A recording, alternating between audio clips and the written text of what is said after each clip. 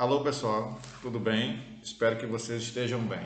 A aula de hoje é mais um componente da base curricular do sexto ano e a aula de hoje tem a ver com o desenvolvimento do nosso conteúdo em cima do que do que são as características da Alta Idade Média.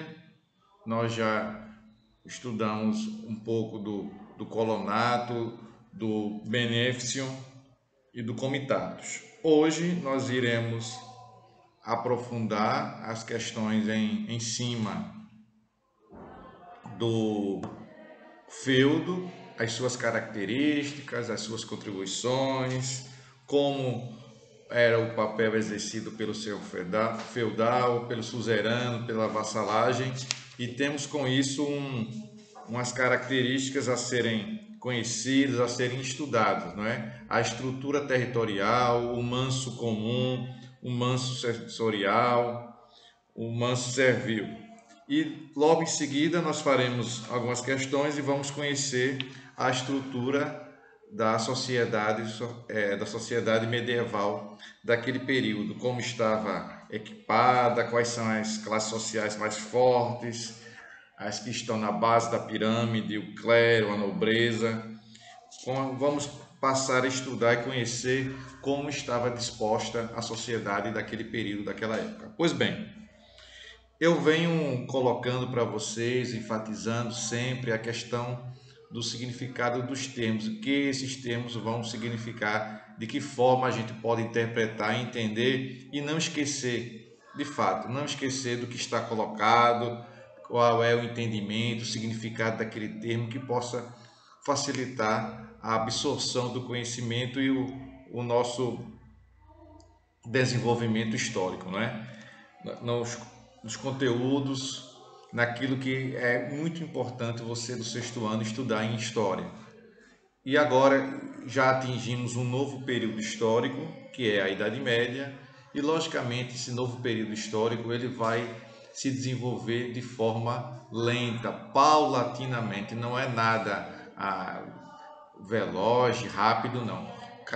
Cada civilização, cada momento histórico, cada período histórico avança de acordo com suas características. E aí a gente está saindo de uma civilização, saindo de um período, do período da Idade Antiga, migrando, se deslocando agora, chegando na Idade Média. Estamos sempre com essa preocupação, não é, de designar para vocês, colocar para vocês essas divisões históricas que são importantes, porque vão facilitar seu conhecimento. E você do sexto ano tem que estar em mente que nós concluímos a Idade Antiga, chegamos agora na Idade Média ou a Idade Medieval. Eu já pontuei, já falei que há 20, 30 anos atrás tinha-se uma concepção preconceituosa sobre esse período, afirmando que esse período não evoluiu muito. Na verdade, ele evoluiu também, só que com suas características.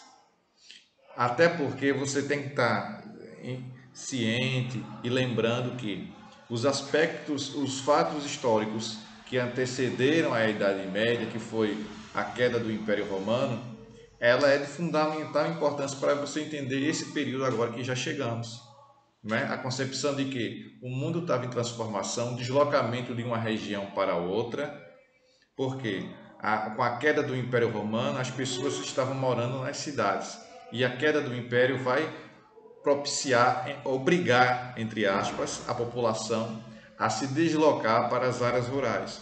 E quando essa população que está saindo de Roma, diante de uma crise, migra, se desloca para as áreas rurais, para o campo, essa população vai encontrar o que lá? Encontra já o senhor feudal, que foi um homem inteligente, que se antecipou, prevendo que o Império Romano estava próximo de ter seu fim, e não existir mais o Império Romano. Ele pegou, tomou conta de grandes espaços territoriais e começou a administrar, e esses camponeses agora, como chegam nas áreas rurais, se deparam com quem? Encontram o senhor feudal, e o senhor feudal vai oferecer proteção, vai oferecer um lote de terra, um feudo, que agora a terra que passa a ter valor, nesse período medieval, e vai oferecer segurança, vai oferecer terra, e em contrapartida, por outro lado, aquela família, aquele camponês, ele tem que prestar serviço para o senhor feudal para ter direito a um percentual de terra que ele vai plantar e colher e tirar dali o seu sustento, a sua sobrevivência. Ele vai plantar ali a batata, o trigo e vai colher esses produtos para a sua subsistência, que são produtos que eram muito consumidos naquela época medieval. Então, isso na Alta Idade Média vai ter toda essa concepção, todas essas características, né? O homem está se deslocando e encontra, as famílias estão se deslocando para as áreas rurais e encontram quem? Encontram o senhor feudal. Tá certo assim? E o senhor feudal vai fazer com que o camponês possa se desenvolver nesses primeiros momentos. E esse modo de produção a gente chama de, muito bem, exatamente isso, modo de produção servil. Servil. E esse modo de produção servil vai se estabelecer também o crescimento de uma instituição que é a Igreja Católica, que surgiu lá no finalzinho do Império Romano. Então eu venho batendo nessa tecla, eu venho sendo muito enfático e até repetitivo, porque você não pode conhecer os fatos históricos e imaginar que o desenvolvimento deles ocorre de forma isolada. Não. Vira e mexe, você tem que recorrer àquele conteúdo anterior para entender o que está acontecendo no conteúdo seguinte. Tá bom assim?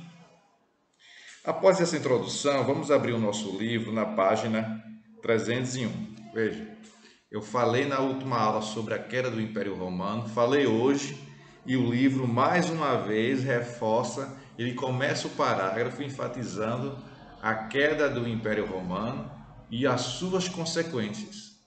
Dentre suas consequências é o deslocamento da população que não tem condições de viver nas áreas urbanas e passa a migrar para as áreas rurais.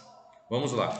Na página 301, temos aí um subtítulo que diz assim: com a queda do Império Romano do Ocidente. Por que ele colocou o Ocidente aqui? Porque existia o outro Império Romano do Oriente, criado por quem? Isso, muito bem, por Constantino. E ele vai querer que o nome dele fique marcado para sempre e aproveita a ocasião e coloca o nome da capital do Império Romano do Oriente de Constantinopla. Constantinopla é a capital do Império Romano do Oriente, com outras características sociais, culturais, políticas e religiosas diferentes do Império Romano do Ocidente, que é a capital em Roma. Não é isso? Repetindo aí. Com a queda do Império Romano, o subtítulo, o feudo, com a queda do Império Romano do Ocidente, o bem mais valioso passou a ser a terra.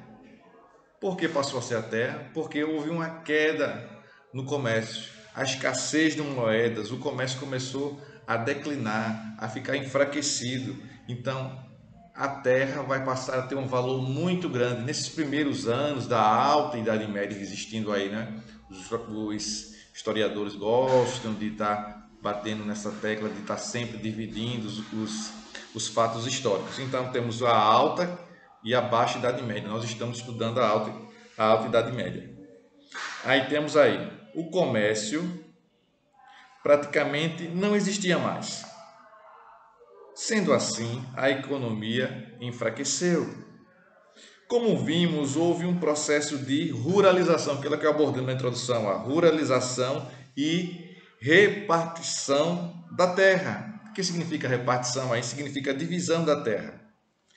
Cada propriedade dessas formava um feudo e a base principal do sistema feudal.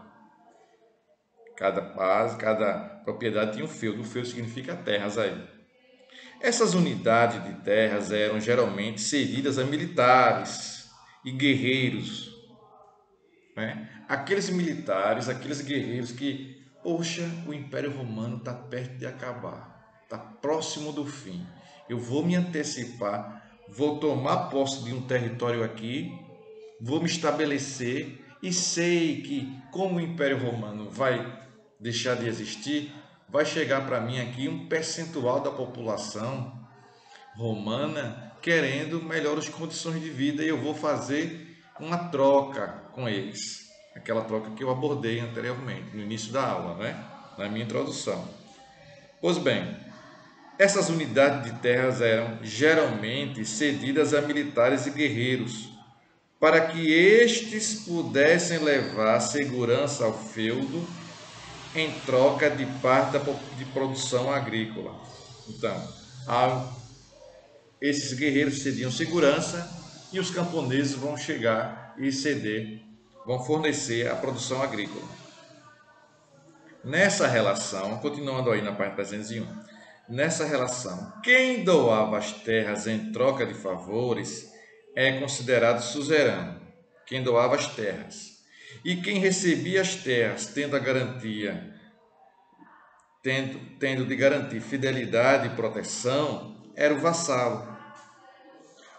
O proprietário do feudo era chamado de senhor feudal. Como vimos, as bases dessas relações de suzerania e vassalagem eram germânicas. Para confirmar esse vínculo, era estabelecido um juramento, não é? Um juramento que o vassalo ficava ajoelhado e o suzerano estabelecia, pegava uma espada, que era a simbologia daquela época, colocava na cabeça, colocava o ombro do lado esquerdo, do lado direito, estava feito ali essa aliança, não é? Esse juramento de fidelidade do vassalo do suzerano para com o vassalo, seguido de uma cerimônia em homenagem a essa aliança. As relações sociais e políticas de um feudo eram delimitadas por sua extensão. Se a extensão do feudo era grande, existia um tipo de relação social. Se era pequena, existia uma outra relação social. Ponto. Em outras épocas, prosseguindo, o senhor feudal respondia política e economicamente pelo seu feudo. O senhor feudal respondia política e economicamente pelo seu feudo. No topo dessa relação estava o próprio rei, que era o maior senhor feudal, mas que também só estabelecia domínio sobre seu feudo. Isso ocorre da queda do Império Romano, quando a Europa ficou descentralizada e sem controle político na figura de um imperador.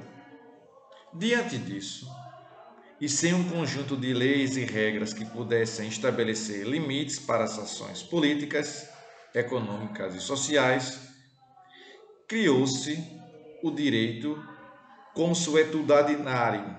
Esse direito consuetudinário, o que significa dizer que as bases deveriam ser os costumes e as tradições de cada povo. O direito consuetudinário estabelecia que cada costume, cada tradição de cada povo teria que ser valorizado, não é? Baseado naquela tradição. Aqui embaixo, na página 302, nós temos uma figura que relata como estava estabelecido as condições sociais entre o senhor feudal e o rei. Aí diz assim a legenda: o rei não possuía mais direitos absolutos, mas era considerado o senhor feudal mais importante, podendo inclusive doar terras à nobreza para que realizassem a proteção militar do reino. E aí nós vamos conhecer, através desse desenho que está aí, de que forma estava dividido os feudos: o manso senhorial, o manso comum e o manso servil. O manso comum, que era comum tanto para o servo quanto para o senhor feudal, você observa aí que ele tinha os pastos, um moinho, para os dois utilizarem, tanto os servos como o senhor feudal utilizar esse manso comum. O manso senhorial fica na parte de cima, os bosques e o castelo, que a gente verifica e analisa bem aí esses aspectos que são apresentados. O manso servil ficando à direita que serve para os servos, que tem a igreja para eles, o cemitério e os pastos. E a legenda diz assim: o feudo passou a ser a estrutura econômica mais importante durante a Idade Média. Dividia-se em manso senhorial, servil e manso comunal, não é? E ainda na página 302, nós vamos ter oportunidade agora de conhecer de forma mais aprofundada, detalhada, como eram essas divisões. Como era o manso senhorial, o manso servil e o manso comunal. O que é que diz aqui? Os feudos eram divididos em 3 partes. Manso senhorial eram terras do senhor feudal. Constituíam 1/3 do feudo. E os camponeses teriam de trabalhar nelas durante alguns dias na semana. Olha aí, alguns dias da semana, o senhor feudal determinava que os camponeses teriam que trabalhar em suas terras. O manso servil, embora fosse do senhor feudal, esse manso era cedido, olha aí, para que os camponeses e os servos, muito bem, viu, produzissem bens de consumo para a sua sobrevivência, aquilo que eu falei no momento inicial, introdutório. Vai oferecer para os servos condições para que os servos possam sobreviver.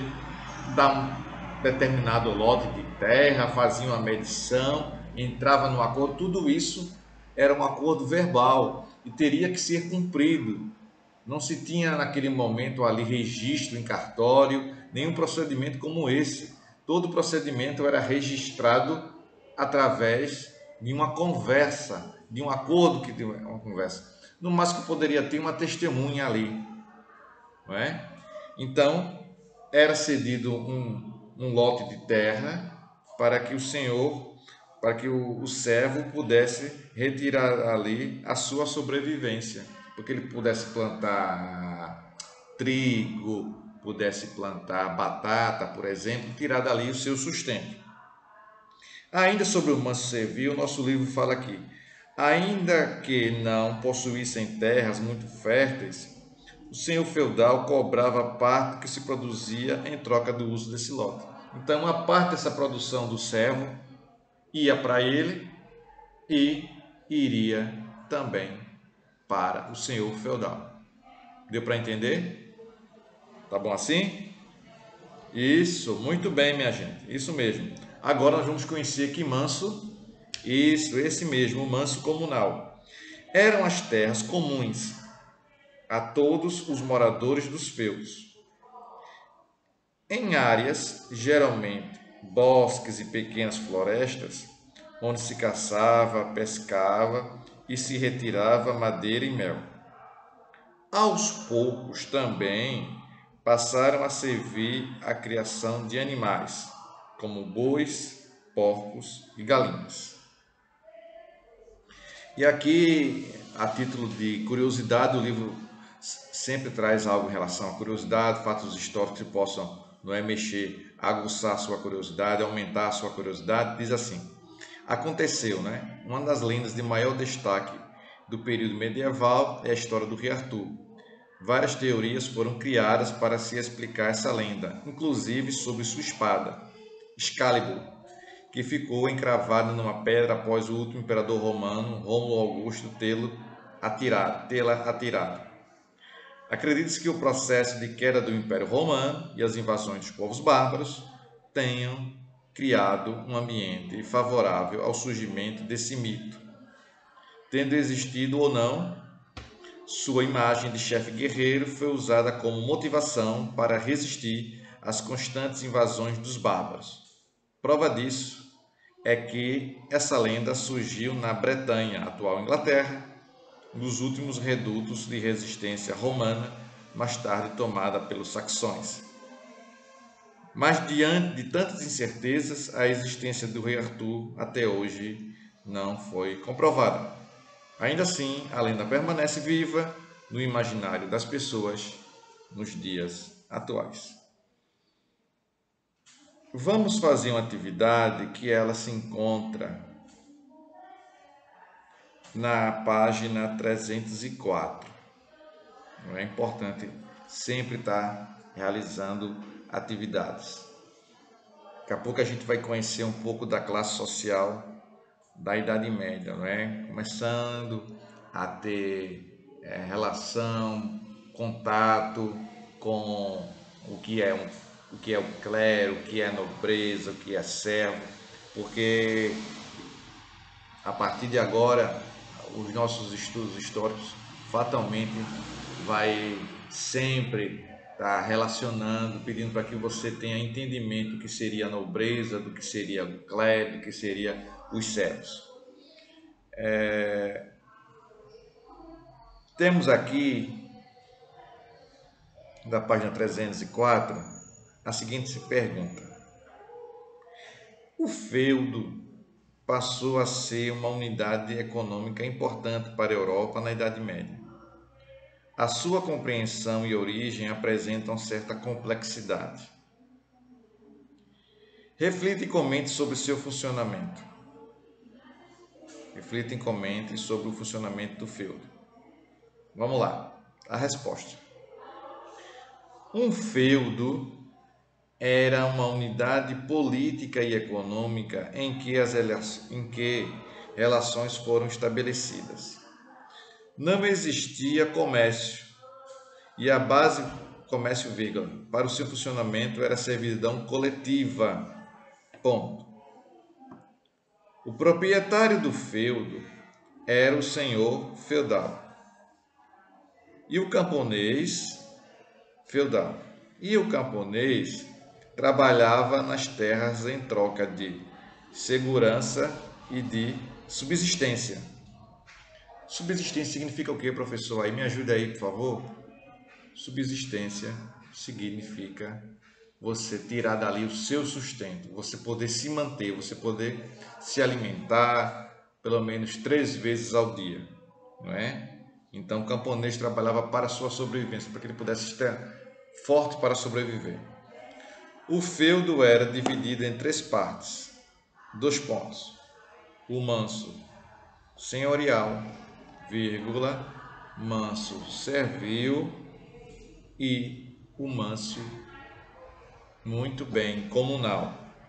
Ponto. Temos aí na quarta questão a seguinte pergunta: uma das qualidades mais valorizadas pela humanidade é a lealdade. Para muitos, uma prova de bom caráter, para outros, uma incapacidade de analisar os fatos como eles são.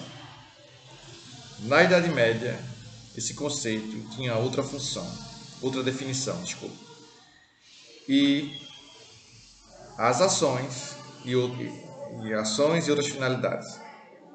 Nesse sentido, explique a relação de suzerania e vassalagem. Ponto. A resposta é uma relação de ajuda mútua em troca de benefícios. O que é ajuda mútua? Mútua, um ajudando o outro. Um ajudando o outro. Suzerano ajudando o vassalo, vassalo ajudando o suzerano. O suzerano dava as terras em troca de favores. O suzerano dava terras em troca de favores, vírgula. Enquanto o vassalo recebia terras e teria de garantir fidelidade e proteção. Enquanto o vassalo recebia terras e teria de garantir fidelidade e proteção ao suzerano. Tá bom assim? Pronto. Vamos agora partir para conhecer a estrutura social da Idade Média. Aquilo que eu mencionei agora há pouco. Vamos conhecer a partir de agora termos diferentes, como saber o que é clero, o que é nobreza, o que é um servo. Clero tem relação com um sacerdote da Igreja Católica, não é? Um ministrador de cerimônias religiosas, ele que celebra, ele que comanda as celebrações religiosas. Então ele faz parte do clero, do grupo de religiosos que atuam dentro da Igreja Católica. A nobreza são pessoas que têm um poder aquisitivo bom e que recebem títulos de nobreza. Marquês, barão, conde, condessa, são títulos de nobreza que tornam aquela pessoa, aquele grupo, pertencente a um determinado e uma determinada classe social. Mas não é uma classe social de nível baixo, não. É uma classe social de bom nível. Deu para entender? A organização social. Página agora 305. A sociedade feudal apresentou características específicas, determinadas pelas mudanças de relações econômicas e políticas causadas pela queda do Império Romano do Ocidente. Então, mais um parágrafo é iniciado relembrando a importância da queda do Império Romano do Ocidente para o surgimento da Idade Média e do período medieval, não é?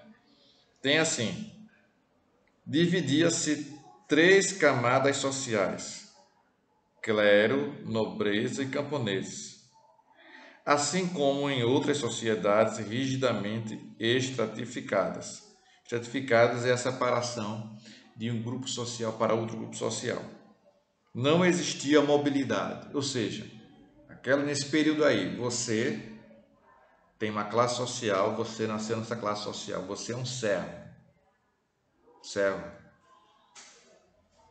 Você vai permanecer nessa classe social. Por quê? Porque a classe social ela não muda. Não existe mudança. A mobilidade significa mudança, deslocamento de uma classe social para outra. Nesse momento, nessa sociedade medieval, não existe isso.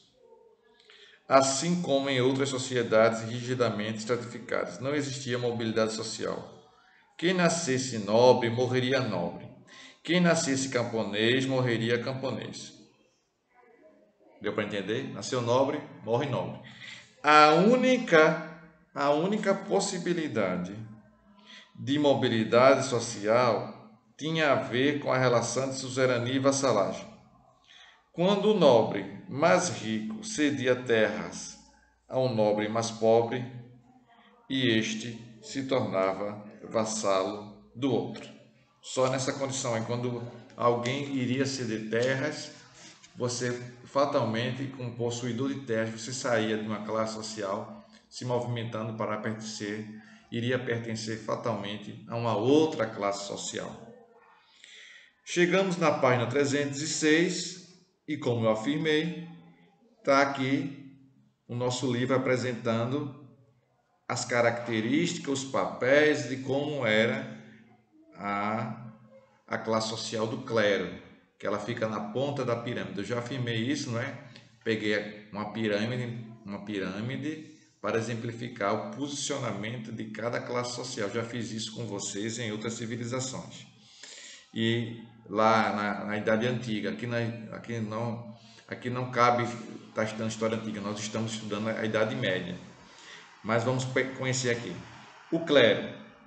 Mais do que funções religiosas, o clero desempenhou um papel político que mantinha firme as bases do sistema feudal. Fazia com que, inclusive, os servos não contestassem a sua situação de servidão coletiva, ou seja, de estarem presos às terras dos feudos. Ponto. A Igreja Católica havia suportado a crise e a queda do Império Romano do Ocidente.